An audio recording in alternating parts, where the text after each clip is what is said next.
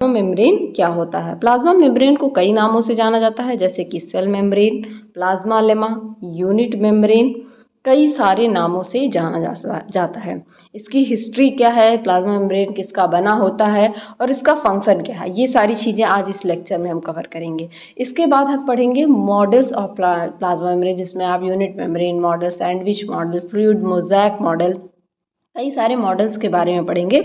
लेकिन इस लेक्चर में आज हम कवर करने वाले हैं इसकी हिस्ट्री, प्लाज्मा मेम्ब्रेन के जो दो मेन कंपोनेंट हैं लिपिड और प्रोटीन, उनके बारे में, और इनका फंक्शन क्या होता है इसके बारे में। तो चलिए हिस्ट्री से स्टार्ट करते हैं। अब हिस्ट्री में जैसा कि आप देख सकते हैं, हिस्ट्री में टर्म प्लाज्मा मेम्ब्रेन जो है कौन से साइंटिस्ट ने दिया था, ये टर्म दिया था साइंटिस्ट पेफर ने। एक साइंटिस्ट थे पेफर, उन्होंने प्लाज्मा मेम्ब्रेन दिया था। प्लाज्मा मेम्ब्रेन के बारे में मोटा मोटा स्लीडन एंड स्वान की जब डिस्कवरी हो रही थी तो उन्होंने भी अपने डिस्कवरी में उसको प्लाज्मा मेम्ब्रेन नाम तो नहीं दिया था, लेकिन इसको इस मेम्ब्रेन के बारे में बताया जरूर था। दूसरा टर्म है सेल मेम्ब्रेन, जो कि दिया था नगेली एंड क्रैमर, दो साइंटिस्ट थे, इन दोनों ने क्या किया था, टर्म सेल मेम्ब्रेन नाम दिया था। Term plasma lemma given by JK plover और टर्म यूनिट मेम्ब्रेन रॉबर्टसन के द्वारा। इनका एक मॉडल भी है यूनिट मेम्ब्रेन मॉडल, जिसको आपको मैं पढ़ाऊंगी, पूछता भी है एग्जाम में। अब इसको हिस्ट्री पढ़ाने का क्या मतलब है कि शॉर्ट आंसर्स में ये पूछ सकता है कि give the name of plasma membrane या हु give the name of cell membrane, इसी तरह करके कि ये नाम किसने दिए थे। ये आप देख सकते हैं, ये प्लाज्मा मेम्ब्रेन का स्ट्रक्चर है। इस तरीके से आपकी सेल पाई जाती है, उसके बाहर ये जो मेम्ब्रेन पाई जाती है प्लाज्मा मेम्ब्रेन, उसी का ये स्ट्रक्चर है। अभी तो आपको ये बहुत कॉम्प्लेक्स लग रहा होगा, लेकिन मैं जैसे जैसे धीरे धीरे इसमें चीज़ें आपको बताऊंगी तो आपको समझ में आएगा कि ये चीज़ें क्या हैं। प्लाज्मा मेम्ब्रेन की बात की जाए तो ये आउटर मोस्ट इन्वेलप है। इन्वेलप का मतलब होता है कवर। आप देखते हैं इन्वेलप, किसी की शादी में आप जाते हैं तो इन्वेलप ले जाते हैं, उसके अंदर पैसे रख के देते हैं, लिफाफा जिसे आप कह सकते हैं। तो एक प्रकार से ये लिफाफा है या कवरिंग है सेल की, ठीक है। like membrane or structure which surround the cell and its organelle is called plasma membrane। ये क्या करता है, सेल को सराउंड करता है, उसके मेम्ब्रेन को सराउंड करता है, और सेल ऑर्गेनेल जो उसमें पाए जा रहे हैं उसमें भी ये पाया जाता है, उसके भी मेम्ब्रेन को सराउंड करता है। तो इसे क्या कहते हैं, प्लाज्मा मेम्ब्रेन कहते हैं। In all living cell plasma membrane function as the boundary, किसकी तरह, बाउंड्री की तरह। जैसे घर के चारों तरफ बाउंड्री लगाई जाती है कि कोई भी अंदर ना घुस पाए, या जैसे इंसानों से को छोड़ दीजिए, जैसे बहुत सारे जानवर होते हैं, आपके घर है, ठीक है, उसके बाहर आप बाउंड्री करवाते हैं, एक गेट लगवाते हैं जिससे लोग एंटर करें। तो बाउंड्री इसको कहते हैं, ताकि जो है कोई भी चीज़ ऐसे ही एंटर ना कर सके, ठीक है। सेलेक्टिवली परमिएबल होते हैं, कुछ सेलेक्टिव चीज़ों को ही अब ये सेल के अंदर जाने देते हैं जिनकी ज़रूरत होती है। जैसे बहुत सारी चीज़ें नुकसानदायक हैं, उसको सेल के अंदर नहीं जाने देंगे। तो कैसे होंगे, सेलेक्टिवली परमिएबल होंगे, बाउंड्री की तरह वर्क करेंगे। by along the entry and exit of certain selective substance, कुछ selective substance को ही ये अंदर की तरफ जाने देते हैं। along with these the plasma membrane also act as connecting system by providing a connection between cell and its environment। ये सेलेक्टिव परमिएबल की तरह वर्क तो करता ही है, और क्या करता है, ये सेल और उसके सराउंडिंग यानी बाहर का जो मीडियम है, ठीक है, इन्वायरमेंट है बाहर का, उससे भी इंटरैक्ट करता है, उससे भी इंटरैक्शन में हेल्प करता है। अब आपका प्लाज्मा मेम्ब्रेन मेनली दो कंपोनेंट से मिलकर बना होता है। प्लाज्मा मेम्ब्रेन को मैं शॉर्ट फॉर्म में पीएम लिखती हूँ। तो पहला आपका हो गया प्रोटीन, ठीक है, और दूसरा हो गया लिपिड, और तीसरा ये कार्बोहाइड्रेट से भी मिलकर बना होता है। लेकिन कार्बोहाइड्रेट बहुत कम अमाउंट में पाया जाता है, मेनली दो ही कंपोनेंट पाए जाते हैं, प्रोटीन, लिपिड एंड कार्बोहाइड्रेट। अब जैसा कि इस डायग्राम में आप देख सकते हैं यहाँ पे, ठीक है, प्रोटीन में पेरिफेरल जो किनारे पे, पेरीफेरी पे पाया जाए, ठीक है, मेम्ब्रेन जो पेरीफेरी, पेरीफेरी का मतलब कभी भी क्या होता है, किनारा, ठीक है, किनारा जो किनारे पे पाया जाए। दूसरा इंटीग्रल प्रोटीन, जो कि क्या हो, मेम्ब्रेन में एम्बेडेड हो, धसे हुए हैं, उन्हें इंटीग्रल प्रोटीन कहा जाएगा, ठीक है। फॉस्फोलिपिड पाया जाएगा, ग्लाइकोलिपिड, ये लिपिड्स हो गए, और ग्लाइकोप्रोटीन जिनमें क्या होते हैं, कार्बोहाइड्रेट अटैच होते हैं प्रोटीन से, ठीक है। इस तरीके से इनका स्ट्रक्चर पाया जाता है। दूसरा स्ट्रक्चर भी आप देख सकते हैं यहाँ पे, ये देख सकते हैं आप, यहाँ पे ये ग्लाइकोप्रोटीन, ठीक है, कार्बोहाइड्रेट पाया जा रहा है, कोलेस्ट्रॉल, ग्लोबुलर प्रोटीन पाया जा रहा है, protein, peripheral protein, integral protein, इस तरीके से कोलेस्ट्रॉल जो कि आपका क्या है, लिपिड है, इस तरीके से स्ट्रक्चर पाए जाते हैं। अब हम पढ़ेंगे इनके स्ट्रक्चर में लिपिड और किसके बारे में, प्रोटीन के बारे में बात की जाए तो किससे मिलकर बना होता है, lipid, protein and carbohydrate. Water makes about 29% of total weight, और इनमें टोटल वेट वाटर का कितना पाया जाता है, 29% पूरे प्लाज्मा मेम्ब्रेन में। ये आप लिपिड का स्ट्रक्चर देख सकते हैं, इसको जनरली ऐसे जब डायग्राम बनाते हैं आप लिपिड बाई लेयर का तो इस तरीके से बनाते हैं। तो इसमें ये क्या है, ये क्या है, ये है आपका फॉस्फोलिपिड, है, सॉरी गलती से कट हो गया था, तो फॉस्फोलिपिड है, ठीक है। अब लिपिड में हम देखेंगे क्या क्या चीज़ें पाई जाती हैं। अब लिपिड की बात की जाए, ठीक है, तो they are contains 28 to 79% of the total membrane, it also vary depending upon cell. अगर बात की जाए कि ये टोटल मेम्ब्रेन का कितना परसेंट पार्ट ऑक्युपाई करते हैं या कंटेन करते हैं, तो 28 से 79%, ठीक है। मोटा मोटा आप कह सकते हैं 30 to 80%, ठीक, ये क्या करते हैं, कंटेन करते हैं। और ये जो कंपोनेंट का अमाउंट है ये वेरी यानी कि डिफ्रेंशिएट कर सकता है सेल टू सेल, किसी सेल में कुछ और होगा, किसी सेल में कुछ और होगा, ज़रूरी नहीं है कि ये कांस्टेंट रहे, यही रहेगा, ठीक है। Because presence of the lipid membrane are always continuous unbroken structure and their overall shape can change during cell division and locomotion। ये कैसे होते हैं, इसकी वजह से क्या होता है, लिपिड की वजह से मेम्ब्रेन कॉन्टिन्यूस होता है, अनब्रोकन होता है, यानी कि टूटता नहीं है, और सेल को सेल का शेप जो है चेंज होता रहता है। मान लीजिए अब सेल को डिवाइड करना है, ठीक है, तो बहुत सारे आपने स्ट्रक्चर देखे होंगे, इस तरीके से सेल है, ठीक है, सेल को डिवाइड करना है, इस तरीके से वो धंसने लगता है और धंस के ये दोनों अलग होकर नए नए सेल बना लेंगे। तो यहाँ पे क्या हो रहा है, सेल का शेप चेंज हो रहा है, और ये सेल का शेप कैसे चेंज होता पाता है, किस चीज़ की वजह से, केवल और केवल किसकी वजह से, लिपिड की वजह से चेंज हो पाता है, ठीक है। नेक्स्ट पॉइंट की बात की जाए तो यहाँ पे मैंने मेंशन किया था जो मेन फॉस्फोलिपिड पाए जाते हैं उसमें है जैसे कि phosphatidyl choline, phosphatidyl ethanolamine, sphingomyelin, ये सारे फॉस्फोलिपिड पाए जाते हैं, ठीक है। The phospholipid are found to be associated with outer protein cell in the plasma membrane. ये आउटर प्रोटीन जो होता है सेल का उससे एसोसिएटेड होता है। यहाँ आप डायग्राम में देख सकते हैं, यहाँ पे आप डायग्राम में देख सकते हैं, ये देखिए, ये आपकी लिपिड बाई लेयर है जो इस तरीके से अरेंज है, ठीक है, इस तरीके से क्या है, अरेंज है, और यहाँ नीचे भी लेयर पाई जा रही है, इस तरीके से इनका अरेंजमेंट है। तो ये क्या है, एसोसिएटेड है प्रोटीन से क्या है, एसोसिएटेड हैं, ठीक है। तो होप ये चीज़ आपको समझ आई होगी। अब यहाँ पे नेक्स्ट पॉइंट की बात की जाए तो glycerol and fatty acid constitute of lipid. Lipid जो होता है वो मेनली दो मॉलिक्यूल से मिलकर बना होता है।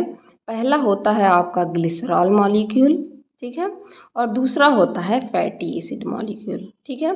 इसमें भी कई सारे प्रकार पाए जाते हैं ग्लिसरॉल और फैटी एसिड में। ग्लिसरॉल का CHOH, CH2OH, CHOH, CH2OH, इस तरीके से आप देखते हैं कभी भी फैटी एसिड लिपिड का स्ट्रक्चर इस तरीके से पाया जाता है। यहाँ पे COOH, ये भी दो तरीके के होते हैं, सैचुरेटेड फैटी एसिड, सैचुरेटेड और अनसैचुरेटेड फैटी एसिड, ठीक है। सैचुरेटेड मतलब जिनमें कार्बन सिंगल बॉन्ड पाया जाता है और जहाँ पे कार्बन डबल बॉन्ड पाया जाता है। तो इस तरीके से फैटी एसिड में ये सब चीज़ें आप बायोमॉलिक्यूल जब पढ़ेंगे, आपके सिलेबस में जब भी आएगा बायोमॉलिक्यूल्स, तो वहाँ पे बायोकेमिस्ट्री में आप ये चीज़ें डिटेल में पढ़ेंगे, ठीक है। लिपिड क्या होता है, बाई लेयर होता है और एम्फीफैटिक होता है। बाई लेयर का मतलब दो लेयर का फॉर्मेशन करता है, ऊपर नीचे, जैसा कि मैंने आपको डायग्राम में दिखाया। और एम्फीफैटिक होता है, एम्फीफैटिक का मतलब होता है ये दो पार्ट से मिलकर बना होता है, पहला हेड पार्ट और दूसरा टेल पार्ट। इसको और अच्छे से मैं आपको दिखाती हूँ। पहला आपका ये हो गया हेड पार्ट और दूसरा टेल पार्ट। जो हेड पार्ट होता है यहाँ पे लिखा होता है हाइड्रोफिलिक होता है, यानी कि वाटर लविंग होता है, ठीक है, वाटर लविंग, यानी कि वाटर के साथ डिजॉल्व हो सकता है, वाटर से इंटरैक्ट करता है। दूसरा क्या होता है, जो टेल होता है वो हाइड्रोफोबिक होता है, हाइड्रोफोबिक, वाटर हेटिंग। फोबिया का मतलब होता है किसी चीज़ से हेट होना, किसी चीज़ से डर होना, तो ये क्या होता है, वाटर हेटिंग होता है, ठीक है, वाटर हेटिंग। तो दो तरीके के मॉलिक्यूल से बने होते हैं, पहला हेड इनका और दूसरा ये टेल मॉलिक्यूल, ठीक है। इस तरीके से इनका मॉलिक्यूलर स्ट्रक्चर भी दिखाया गया है यहाँ पे, वही बात यहाँ पे मेंशन की गई है। मोस्ट एबंडेंट लिपिड जो सबसे ज़्यादा मात्रा में पाया जाता है उसे फॉस्फोलिपिड कहते हैं, और फॉस्फोलिपिड में भी लेसिथिन सबसे ज़्यादा पाया जाता है, लेसिथिन। ये चीज़ आप मेंशन कर लीजिएगा, मैंने यहाँ पे नहीं लिखा है। मोस्ट अबेंडेंट फॉस्फोलिपिड कौन सा है? फॉस्फोलिपिड, ये हमेशा क्वेश्चन पूछा जाता है, अगर आपका ऑप्शनल पूछ रहा है तो हमेशा ये क्वेश्चन पूछा जाएगा, और उसमें भी सबसे ज़्यादा मात्रा में लेसिथिन पाया जाता है। लिपिड बाई लेयर एसिमेट्रिकल होता है, एसिमेट्रिकल का मतलब अगर उसका विभाजन किया जाए तो कोई सिमेट्री नहीं डिवाइड होगी, ठीक है, कोई सिमेट्री नहीं पाई जाएगी। ग्लाइकोलिपिड्स भी पाए जाते हैं प्लाज्मा मेम्ब्रेन पे, और ये 5% होते हैं। ग्लाइकोलिपिड्स मतलब ऐसे लिपिड जिनमें क्या पाया जाए, ग्लूकोज या कार्बोहाइड्रेट मॉलिक्यूल पाया जाए, कार्बोहाइड्रेट मॉलिक्यूल पाए जाए, ठीक है। तो ये चीज़ें हो, आशा करती हूँ कि लिपिड आपको एकदम अच्छे से समझ में आ गया होगा। इतना ही, बहुत ज़्यादा इसमें आपको नहीं पढ़ना है, बहुत सारी चीज़ें आप पढ़ सकते हैं, लेकिन मैं आपको एक कंसाइज तरीके से पढ़ा रही हूँ जिसमें आपका सारा इन्फॉर्मेशन भी रहे और आपको बहुत ज़्यादा लेंदी भी ना पढ़ना पड़े। दूसरा चलते हैं हम लोग प्रोटीन की तरफ। अब प्रोटीन क्या होता है? ये भी मेजर कॉन्स्टिट्यूएंट होता है, यानी कि बहुत बड़ी मात्रा में पाया जाता है, अबाउट 60% प्लाज्मा मेम्ब्रेन, ठीक है। ये भी सेल टू सेल वेरी कर सकता है। They are not provide mechanical strength but also responsible for transport of difference. अब देखिए, मैकेनिकल सपोर्ट की यहाँ पे बात की जा रही है, तो जो आपका लिपिड था, ठीक है, ये देख रहे हैं लिपिड मॉलिक्यूल पाया जा रहा है पूरे, ये मैकेनिकल सपोर्ट यानी कि इसको मैकेनिकल स्ट्रेंथ प्रोवाइड करते हैं कि ये अपने आप को बांधे रखे। लेकिन जो प्रोटीन होते हैं वो ट्रांसपोर्ट का काम करते हैं। अब मान लीजिए लिपिड की बाई लेयर को स्ट्रेंथ तो मिल गया, ठीक है, इस तरीके से ये लेयर है, मान लीजिए स्ट्रेंथ तो मिल गया, लेकिन अगर किसी आयन को यहाँ पे पास होना है, ठीक है, बाहर से अंदर की तरफ जाना है, तो वो कैसे जाएगा? तो उसके लिए प्रोटीन मॉलिक्यूल, ये जो प्रोटीन मॉलिक्यूल हैं यही हेल्प करते हैं। ये इस तरीके से आप देख रहे हैं प्रोटीन मॉलिक्यूल का स्ट्रक्चर पाया जा रहा है लिपिड में, तो यही हेल्प करते हैं ट्रांसपोर्टेशन में। कोई भी मॉलिक्यूल यहाँ से यहाँ की तरफ, सेल के अंदर, सेल से बाहर, सेल की अंदर की तरफ जाता है।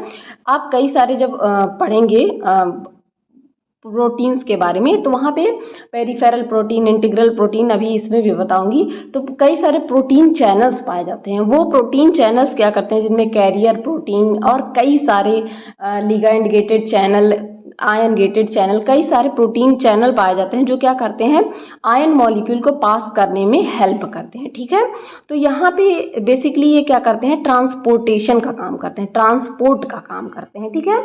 ये एंजाइम की तरह भी एक्ट करते हैं, जहाँ पे ज़रूरत पड़ी ये एंजाइम की तरह एक्ट करेंगे। एंजाइम का काम क्या होता है? एंजाइम किसी भी मॉलिक्यूल की एक्टिविटी को क्या करता है, उसकी एक्टिविटी को बढ़ा देता है, ठीक है। तो जहाँ ज़रूरत पड़ी तो ये मॉलिक्यूल की एक्टिविटी को बढ़ा देते हैं।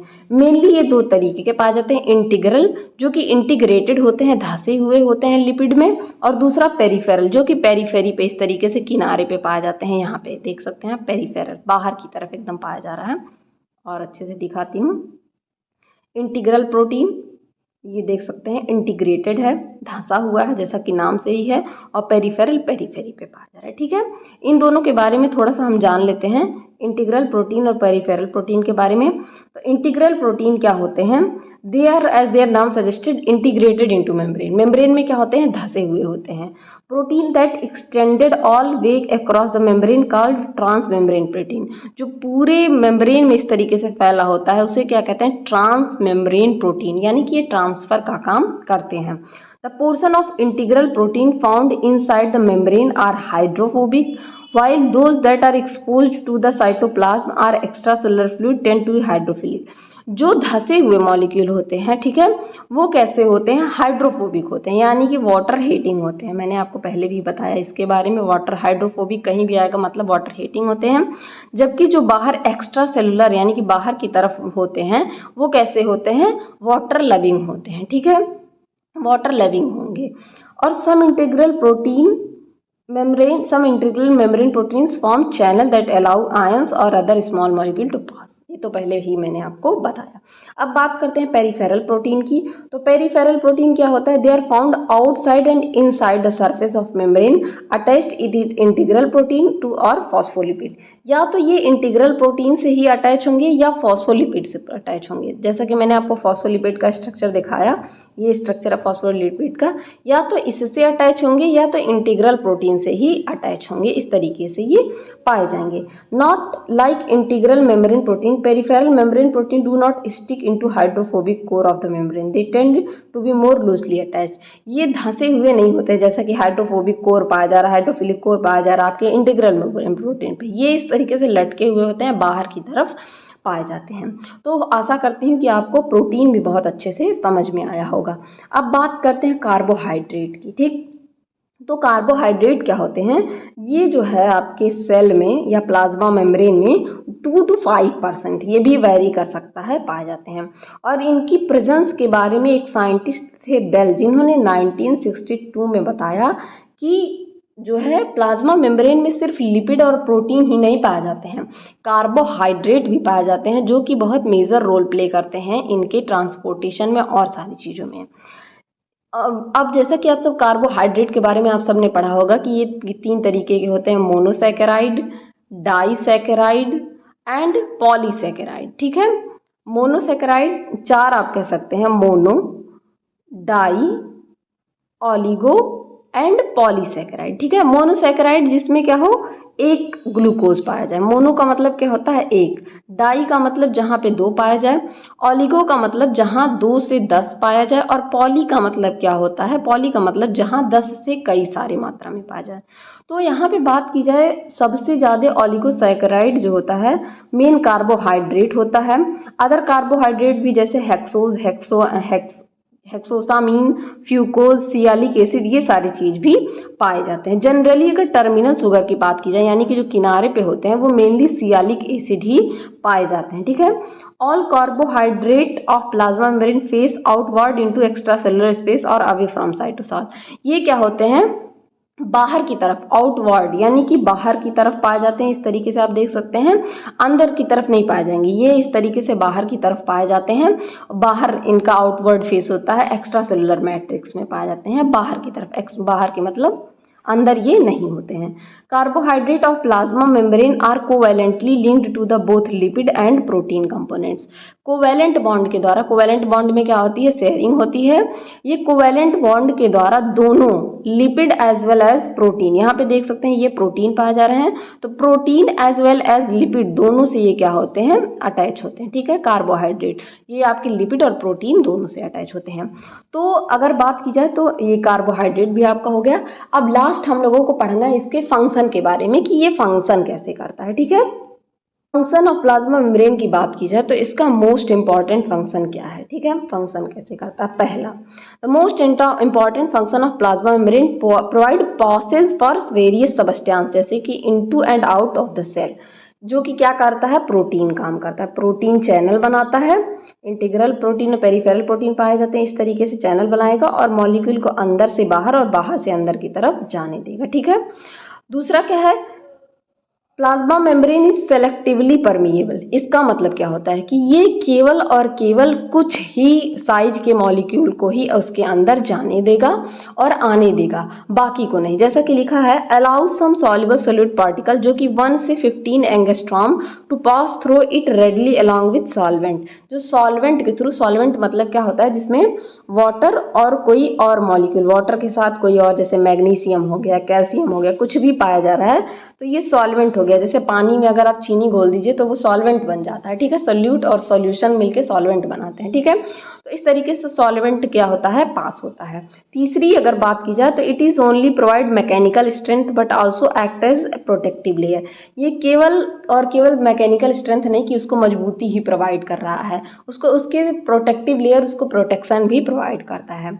चौथे की बात की जाए तो प्लाज्मा मेम्ब्रेन रिस्पॉन्सिबल होता है ट्रांसपोर्टेशन के लिए। ये मैंने भी बताया पहले भी आपको कि प्रोटीन ये काम करता है, जैसे कि मटेरियल्स हो गए, मॉलिक्यूल्स हो गए, आयंस हो गए, थ्रू इट। और ये कैसे होता है? 2 प्रोसेस होता है, एक्सोसाइटोसिस एंड एंडोसाइटोसिस। ठीक है, एक्सोसाइटोसिस, एंडोसाइटोसिस। ठीक है, उस और एक्टिव ट्रांसपोर्ट और पैसिव ट्रांसपोर्ट के थ्रू। अब एक्सोसाइटोसिस क्या होता है?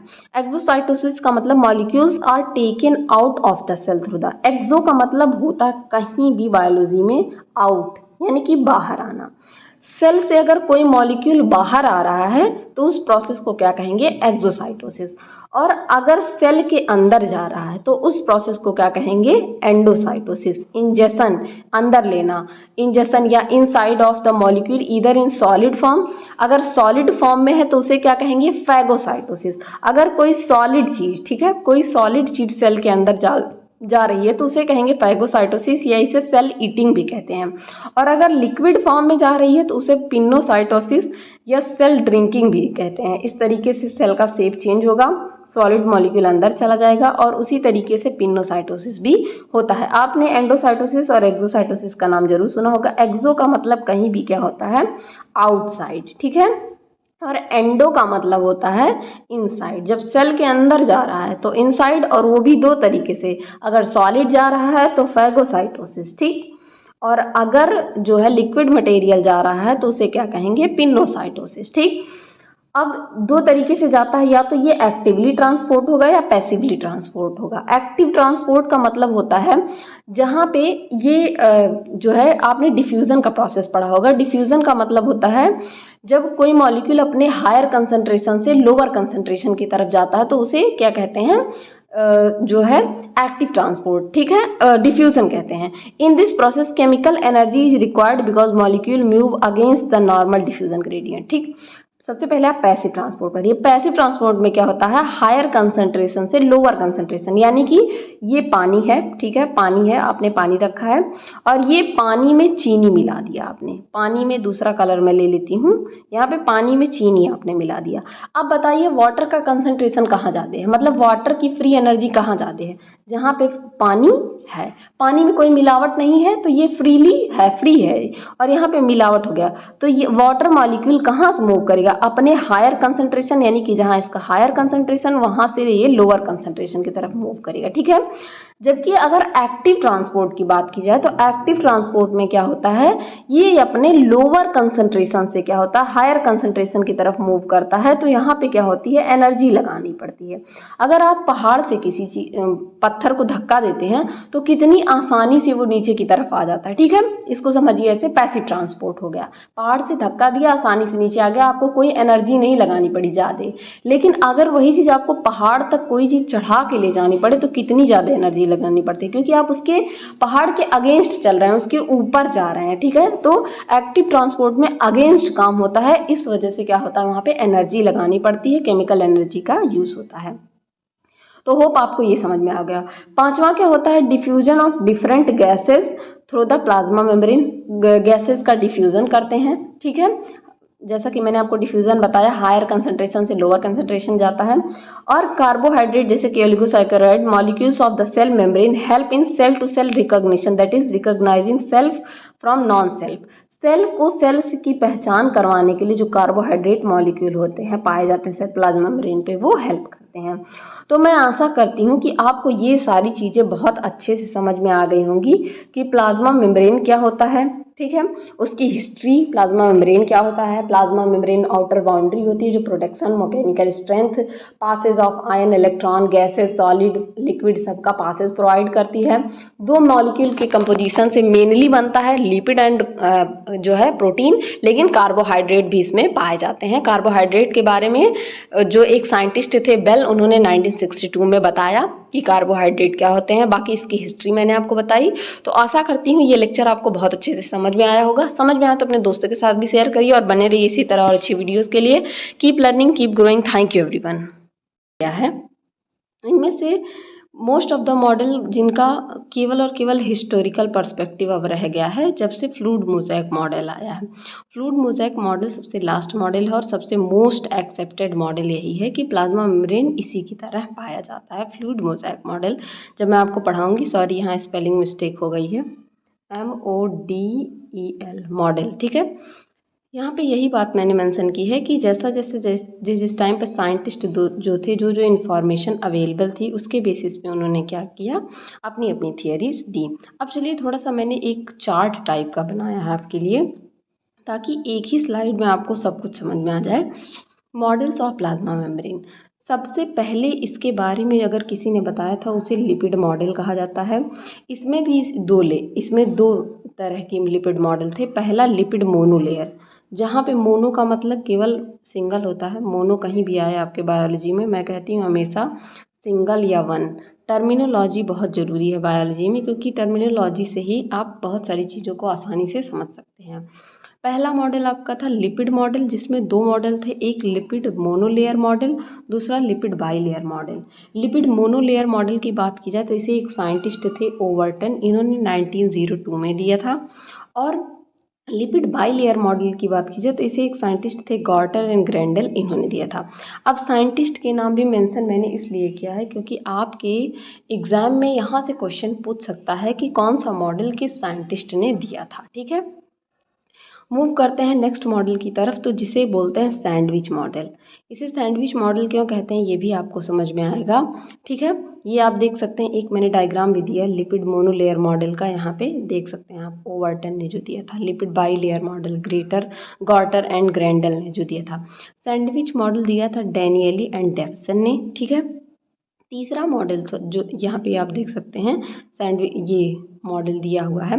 तीसरा मॉडल था आपका यूनिट मेम्ब्रेन मॉडल, जिसे साइंटिस्ट रॉबर्टसन ने 1959 में दिया था। इसके बाद ये मॉडल आया था। ठीक है, लिपिड बाईलेयर के बाद सैंडविच मॉडल, और सैंडविच मॉडल के बाद यूनिट मेम्ब्रेन मॉडल। उसके बाद लास्ट मॉडल जो सबसे मोस्ट एक्सेप्टेड है इस टाइम पे, जिसको कि फ्लूइड मोज़ेक मॉडल भी कहा जाता है, ये मॉडल आया था। यहाँ पे मैंने रॉबर्टसन की यूनिट मेम्ब्रेन मॉडल और फ्लूइड मोज़ेक मॉडल, मैं डायग्राम को थोड़ा जूम करती हूँ, ये देख सकते हैं आप। ओवर्टन ने पहले बताया कि ये सिंगल मेम्ब्रेन में पाया जाता है, इस तरीके से सिंगल लाइनिंग पाई जाती है। फिर गॉर्टर और ग्रेंडल आए तो इन्होंने बताया नहीं, ये डबल लेयर लाइनिंग में पाई जाती है, जैसा कि आप देख सकते हैं। फिर डेवसन और डेवियनसन ने आए तो उन्होंने बताया कि यहाँ पे सिर्फ लिपिड ही नहीं, प्रोटीन भी प्रेजेंट होता है मेम्ब्रेन के साथ। फिर रॉबर्टसन आए तो उन्होंने की एक डार्क क्लियर पैटर्न बताया कि इस तरीके से बीच में आपका क्या पाया जाता है, लिपिड, और दोनों किनारे पे प्रोटीन पाए जाते हैं। इसे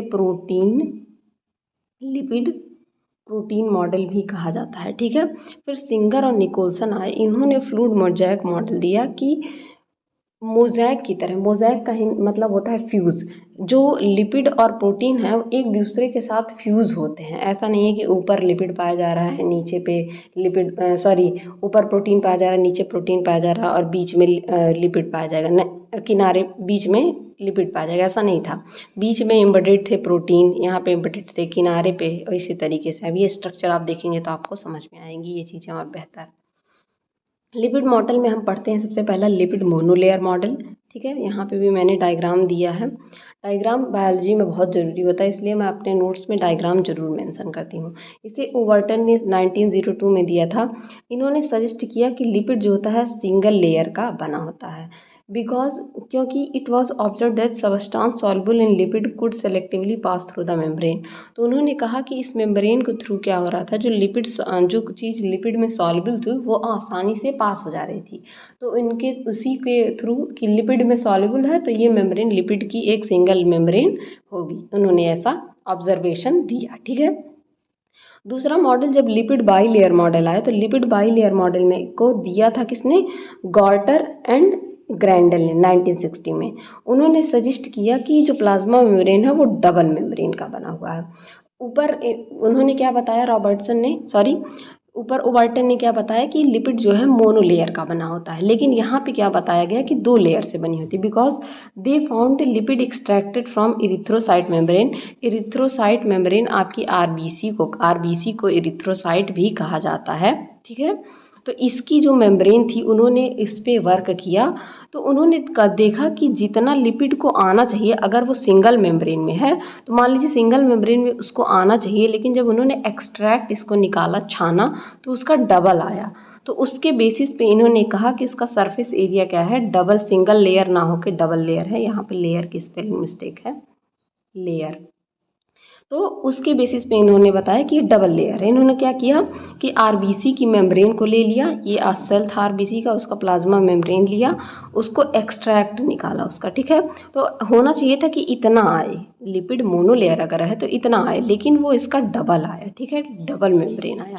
तो उन्होंने कहा कि नहीं, लिपिड मोनोलेयर नहीं डबल लेयर में पाया जाता है। तो ये जो मॉडल था वो केवल और केवल ये डिस्क्राइब कर रहा था कि यहाँ पे केवल और केवल लिपिड पाए जा रहे हैं। अब इसके बाद आए आपके दूसरे साइंटिस्ट डैनियली एंड डेवसन, जिन्होंने दिया कौन सा मॉडल, सैंडविच मॉडल, ठीक है। इन्होंने सैंडविच मॉडल के बारे में बताया, ठीक है। अब सैंडविच मॉडल क्या था, डैनियली और डेवसन ने प्रपोज किया कि cell membrane contain a lipid bilayer along with protein on both surface.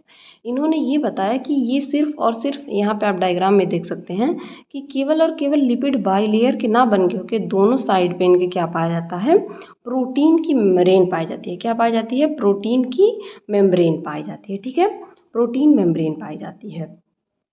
Initially शुरू में they suppose that protein existed as a bonded globular structure bound to polar end of the lipid.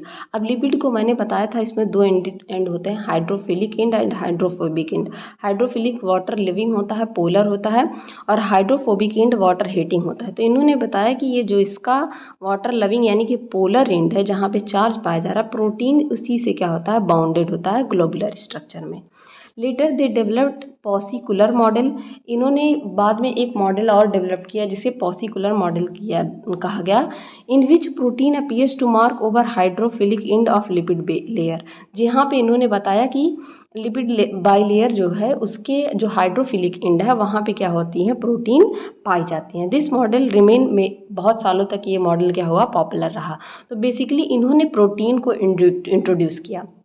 सबसे पहले आपकी Overton आए, उन्होंने बताया कि lipid uni layer पाया जाता है। उसके बाद दो साइंटिस्ट आए, ग्रैंडल एंड गॉर्टर, तो उन्होंने क्या बताया कि लिपिड का जो है वो बाई लेयर पाया जाता है। लेकिन डैनियल और डेविसन ने सैंडविच की तरह बताया कि जैसे सैंडविच होता है, ऊपर ब्रेड नीचे ब्रेड और उसके अंदर आप सब्जियां फिल करते हैं, जैसे कि हो गया कुछ भी सैलेड और आलू की टिक्की, जो भी आप फिल कर सकते हैं, उस तरीके से सैंडविच की तरह ये पाए जाते हैं, ठीक है।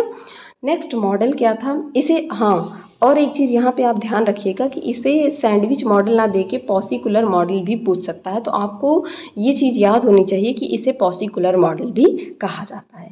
तीसरा आपका आता है यूनिट मेम्ब्रेन मॉडल, ठीक है। यूनिट मेम्ब्रेन मॉडल को प्रपोज किया था रॉबर्टसन ने। अब इन्होंने अपनी थियोरी में क्या बताया, according to this plasma membrane is trilaminar structure. कैसा होता है, ट्राइलेमिनार, इसमें 3 लेयर पाई जाती है, पहला लेयर, दूसरा लेयर और तीसरा लेयर, जिसमें प्रोटीन लिपिड प्रोटीन, ऊपर प्रोटीन नीचे लिपिड और फिर नीचे प्रोटीन। इन्होंने थोड़ा सा बस क्या किया था कि जो डैनियल और डेविसन का मॉडल था उसी को वेरीफाई किया था, उसकी थिकनेस वगैरह के बारे में बताया कि इसकी थिकनेस कितनी होती है, 75 एंगस्ट्रॉम। इस डायग्राम में आप देख सकते हैं ये टोटल कितने हैं, यहाँ पे 75 एंगस्ट्रॉम के पाए जा रहे हैं, ठीक है। जिसमें अगर बात की जाए, outer layer on both side made up of protein having thickness 20 angstrom. इसकी जो आउटर लेयर है, ठीक है, दोनों किसकी बनी होती हैं, प्रोटीन की बनी होती हैं, और जिनकी थिकनेस कितनी होती है, 20 एंगस्ट्रॉम होती है। यहाँ पे मेंशन है इनकी थिकनेस क्या होती है, 20 एंगस्ट्रॉम होती है। A layer of lipid present between two layer protein, hydrophobic in nature and having thickness of 35 angstrom। इन दो प्रोटीन लेयर के बीच में दो लिपिड की लेयर पाई जाती है, जो हाइड्रोफोबिक टेल और हाइड्रोफिलिक हेड से मिलकर बना होता है, जिसे फॉस्फोलिपिड बाई लेयर कहते हैं, जो कि 35 एंगस्ट्रॉम का होता है। The lipid layer composed of 2 phospholipid layer which are closely arrange appear to the single layer when viewed from the top. Due to this reason Robertson name this unit membrane model. अब इन्होंने इसे unit membrane model क्यों कहा, जबकि इसमें ट्राइलेमिनार structure है, 3 layer पाई जा रही है। जब इसको ऊपर से इस तरीके से टॉप से देखा जाए इस तरीके से, तो ये एक ही स्ट्रक्चर में दिख रहा था, इस वजह से उन्होंने इसे क्या किया, यूनिट मेम्ब्रेन मॉडल नाम दिया। और इसकी थिकनेस जो है मेम्ब्रेन की वेरी यानी कि डिफ्रेंशिएट करती है सेल टू सेल। ऐसा नहीं है कि 75 एंगस्ट्रॉम ही सारी सेल में पाया जाए, ये जो है आंकड़ा आपका वेरी कर सकता है सेल टू सेल, ठीक है। तो ये हो गया unit membrane model. Unit membrane model में ज़्यादा कुछ नहीं बताया गया, इन्होंने बस क्या किया, डैनियल और डेविसन के मॉडल को थोड़ा सा वेरीफाई किया, उसकी थिकनेस वगैरह के बारे में बताया। लास्ट आता है आपका जो मोस्ट एक्सेप्टेड है और जो क्वेश्चन जिससे पूछा जाता है वो आपका है fluid mosaic model. Fluid mosaic model as it is होता है, जो मैंने आपको पढ़ाया था प्लाज्मा मेम्ब्रेन के बारे में इसके पहले लेक्चर में, उसी की तरह इसमें सारे कंपोनेंट पाए जाते हैं। ठीक है, फ्लूइड मोज़ेक मॉडल का मैं आपको डायग्राम दिखाती हूँ, पहले भी ये डायग्राम मैं दिखा चुकी हूँ इस तरीके से मोज़ेक की फॉर्म में। ठीक है, यहाँ पे देखिए कोई ज़रूरी नहीं है कि ऊपर प्रोटीन पाया जा रहा है और नीचे लिपिड बाइलेयर धंसा हुआ है, उसके बीच बीच में प्रोटीन, इंटीग्रल पेरिफेरल प्रोटीन के बारे में आपको मैंने ये सब चीज़ें मैं बता चुकी हूँ, ग्लाइकोप्रोटीन अटैच होता है। ये इस तरीके से एक दूसरे में मोज़ेक का फॉर्मेशन करते हैं, फ्यूज़न। जैसे आप फ्यूज़न कई सारे कोल्ड ड्रिंक का फ्यूज़न पीते हैं, कॉकटेल उसे कहा जाता है, उसी तरह एक कॉकटेल की तरह होते हैं, फ्यूज़न में पाए जाते हैं, ना कि प्रोटीन अलग पाया जाएगा लिपिड अलग पाया जाएगा। इसका और भी एक स्ट्रक्चर, सिंपल स्ट्रक्चर जिसे आप एक अपने एग्जाम में इजीली बना सकते हैं, ये भी मैंने दिखाया है। इस तरीके से आप देख सकते हैं, ऊपर भी लिपिड पाए जा रहे हैं, यहाँ भी लिपिड, ये प्रोटीन पाए जा रहे हैं, नीचे भी प्रोटीन पाए जा रहे हैं। ठीक है, इस तरीके से ये पाए जाते हैं। अब थोड़ा सा इसका डिस्क्रिप्शन हम पढ़ते हैं। इसको दिया किसने था, सिंगर और निकोलसन ने 1972 में। ठीक है, फ्लूइड मोज़ेक मॉडल क्या करता है, डिस्क्राइब करता है structure of plasma membrane as a mosaic component, including जिसमें क्या क्या पाए जाते हैं आपके फॉस्फोलिपिड या lipid, cholesterol, protein, carbohydrate that gives membrane character, जो उसको फ्लूइड कैरेक्टर उसका प्रोवाइड करते हैं। This model explain plasma membrane of animal cell as a mosaic, mosaic के फॉर्म में पाए जाते हैं, फ्यूजन ऑफ कंपोनेंट, किस किस कंपोनेंट का, लिपिड का, प्रोटीन का, कार्बोहाइड्रेट का, इन सब का फ्यूजन होता है। ठीक है, इसलिए इसे मोज़ेक कहते हैं, फ्लूइड मोज़ेक। फ्लूइड में इन सारी चीज़ों का, फ्लूइड मतलब लिक्विडी फॉर्म में पाए जाएंगे और उसमें ये इन सारी चीज़ों का, आपके लिपिड का, प्रोटीन का, कार्बोहाइड्रेट का फ्यूजन पाया जाएगा, तो उसे क्या कहा जाता है, fluid mosaic model. These component give a fluid character to the membrane, ये मेम्ब्रेन को फ्लूइड कैरेक्टर प्रोवाइड करते हैं।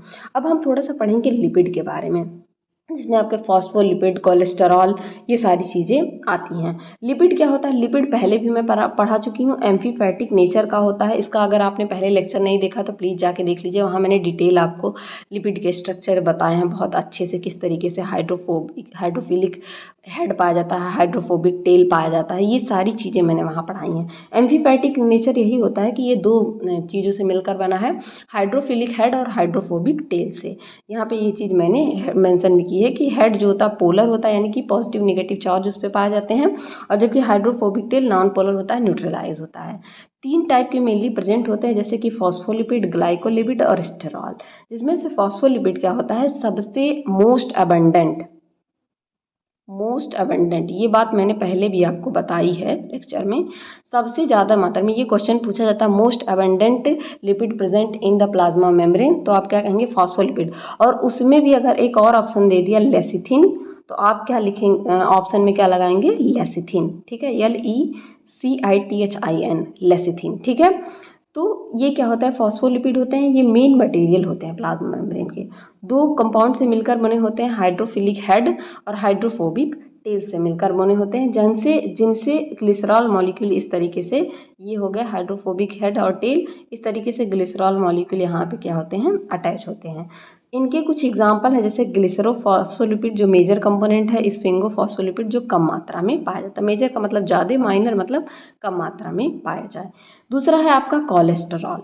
कोलेस्टेरॉल की बात की जाए तो it is located between phospholipid and phospholipid bilayer, ये फॉस्फोलिपिड बाइलेयर के बीच में पाए जाते हैं। ये हेल्प करते हैं प्लाज्मा मेम्ब्रेन को फ्लूइडिटी मेंटेन करने में और stop compaction of hydrophilic tail at low temperature and their expansion at high temperature. अब इस तरीके से देख रहे हैं आप प्लाज्मा मेम्ब्रेन में, ये डायग्राम इस तरीके से ये देख रहे हैं, स्ट्रक्चर पाए जा रहे हैं।